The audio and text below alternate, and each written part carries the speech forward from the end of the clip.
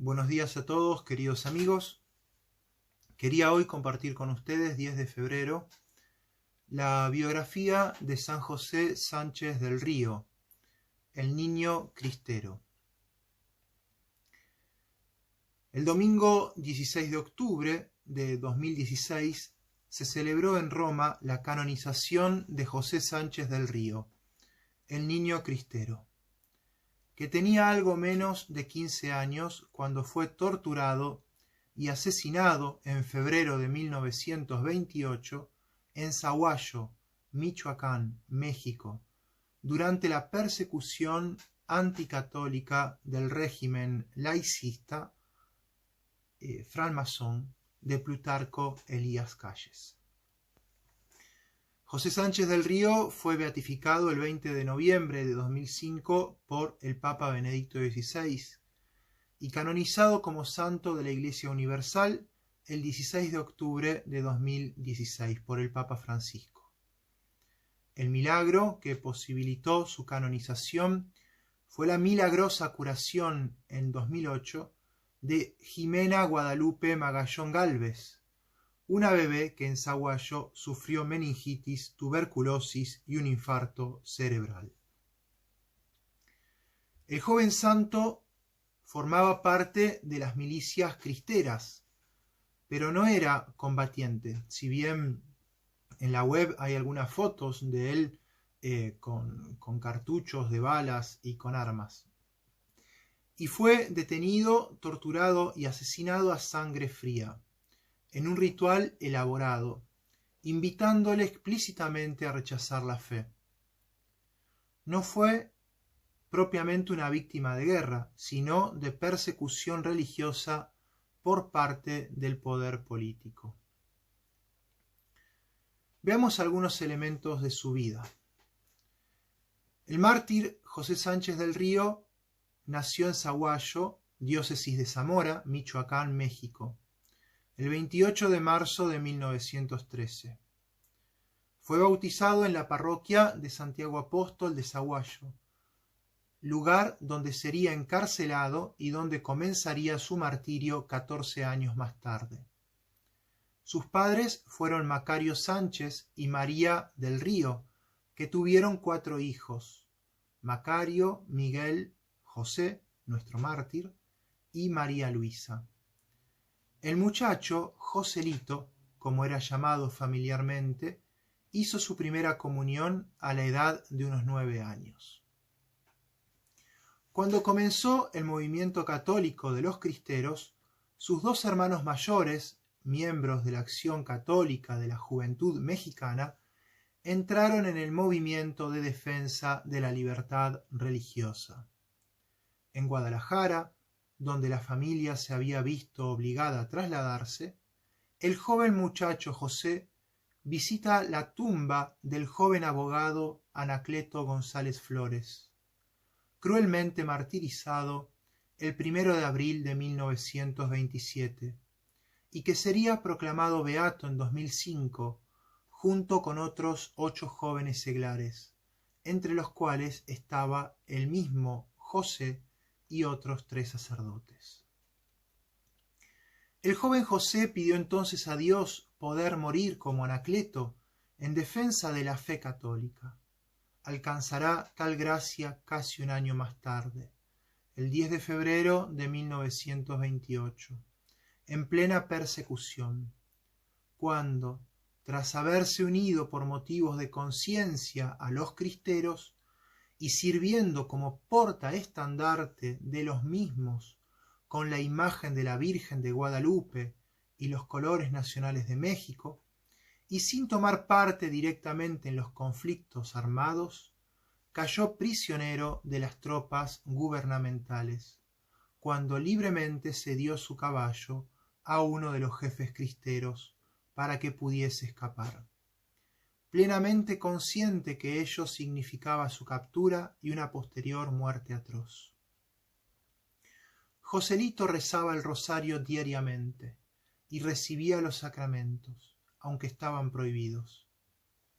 Los 27 testigos de su proceso sobre el martirio lo recuerdan como un muchacho normal, sano y de carácter jovial, y aseguran que acudía al catecismo y se distinguía por su compromiso en las difíciles actividades parroquiales, no permitidas en aquellos tiempos de persecución. Se acercaba a los sacramentos cuando podía, porque el culto público estaba prohibido, poniendo en peligro su vida. Rezaba cada día el Santo Rosario junto con su familia, profundamente cristiana. A pesar de ser todavía muy joven, José sabía muy bien lo que estaba viviendo México en aquella persecución.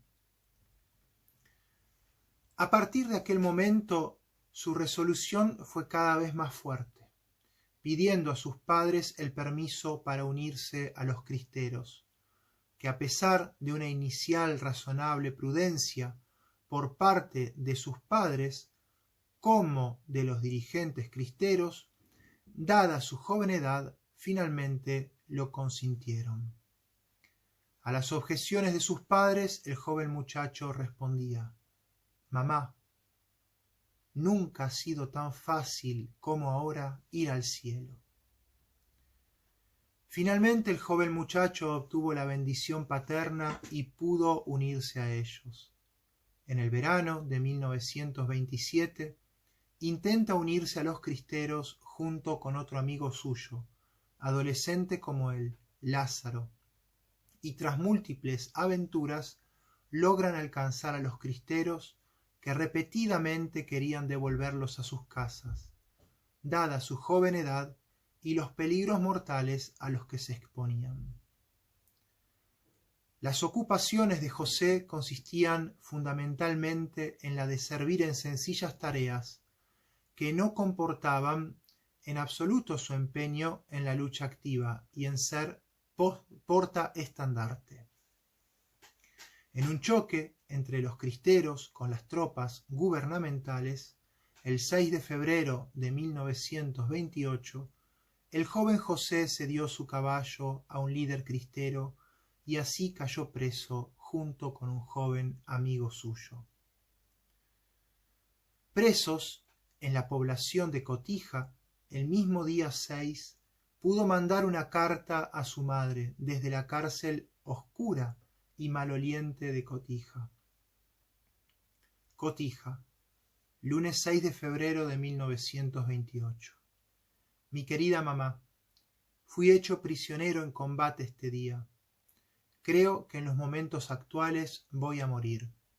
Pero nada importa, mamá. Resígnate a la voluntad de Dios. Yo muero muy contento, porque muero por nuestro Señor. No te apures por mi muerte, que es lo que me mortifica.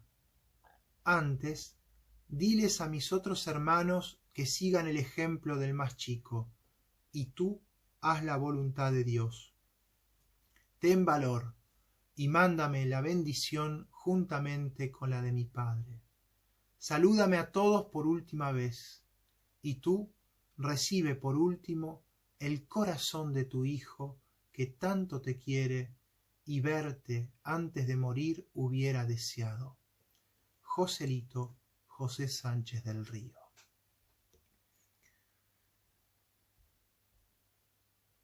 Llevaron a los dos muchachos el 7 de febrero a Zaguayo y fueron encerrados en la iglesia parroquial de Santiago, transformada en cárcel de varios católicos y en caballeriza de las tropas gubernamentales.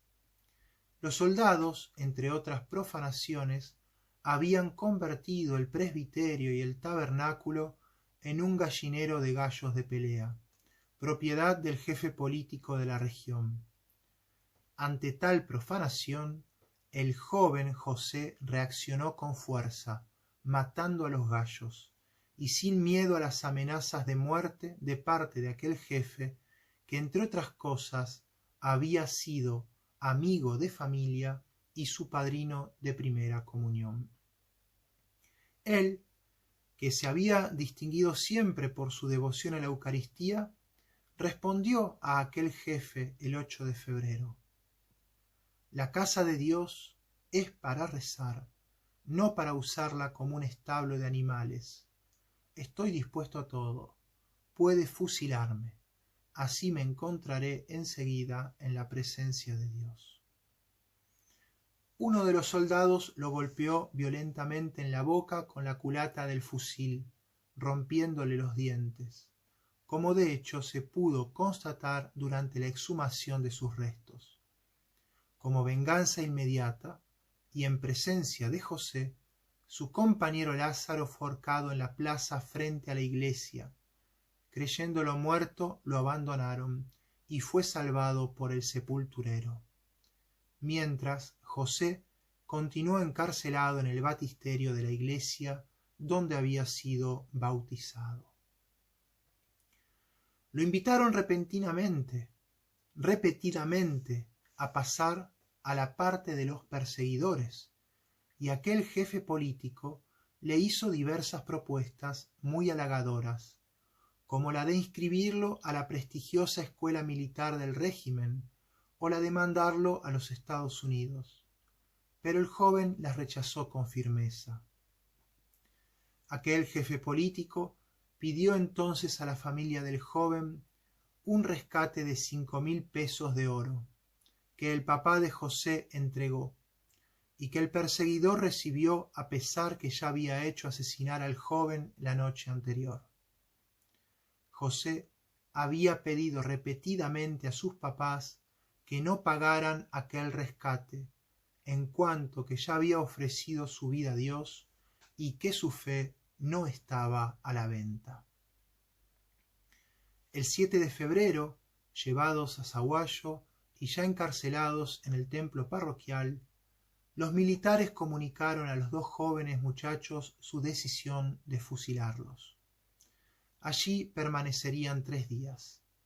El 10 de febrero de 1928 trasladaron a José hacia las 6 de la tarde desde la parroquia a un mesón cercano. Hacia las 7 de la tarde logra mandar una carta a su tía María, donde le comunica que sería fusilado poco después por su fidelidad a Cristo y a la fe católica, y le pide que otra tía, llamada Magdalena, le llevase la comunión. Lo logrará. Todo aconteció hacia las 8 de la noche. En aquel mesón, convertido en cuartel de las tropas, los soldados le desollaron los pies con un puñal. Lo atestiguan 2 testigos así. Al tercer día de prisión, a deshora de la noche, lo sacaron a un mesón que se encontraba por la calle Santiago frente a la parroquia. Los soldados le desollaron los pies con un cuchillo. Entre donde estaba José y donde yo estaba, había solo una pared de por medio, y yo oía a José que decía: ¿Qué esperan? ¿Qué esperan? No oí lamentos, solo escuchaba la voz resignada de José. Yo vi las huellas de sangre de las plantas de los pies en el portal llamado de Arregui, que está sobre la calle que conduce al panteón. En el mesón también lo torturaron. Lo llevaron de noche, porque no querían que la gente se diera cuenta de que lo iban a matar. Se lo llevaron al panteón, donde primero fue acuchillado y después le dieron el tiro de gracia en la cabeza. Cuando le cortaron las plantas de los pies, lo hicieron andar sobre sal de colina, que son granos muy gruesos.